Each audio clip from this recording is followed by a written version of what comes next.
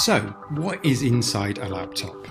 That's the big question. Desktop PCs, laptops, phones, iPads, they all actually have quite a lot of similarities, and most of the things inside them are almost exactly the same. So let's have a little look. So this is a fairly old laptop, which is why somebody thought it'd be okay to pull it apart. So let's look inside. Okay, so far so good. You can see the keyboard, the old trackpad. Ooh, we're getting inside now. And you can see the memory, the circuit board, and you can see the CPU inside there as well. So let's split this apart a little bit. So the computer's reference area is the hard disk drive. You can see that. Nice and easy. It's a little bit bigger in this one. These days it might just be one single chip. Computer's brain, that's the central processing unit. And the computer's memory, that's the RAM. And so the computer's memory is the RAM. It's a bit like the difference between getting something from your head and having to look it up in a book. And actually those kind of timescales aren't far off. Let's have a look and zoom into the main microchip.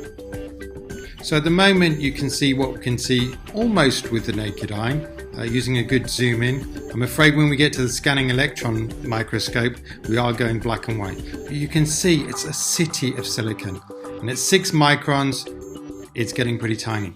But once we get down to that 1 micron, you can see they're little gates that just go up and down, and that's how they make their decisions.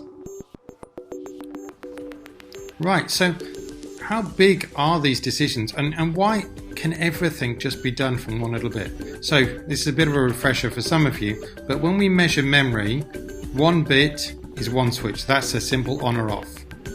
8 bits is a byte, 1024 bytes is a kilobyte, 1024 kilobytes is a megabyte, 1024 megabytes is a gigabyte, and then 1024 gigabytes is a terabyte, which basically means you have a lot of switches.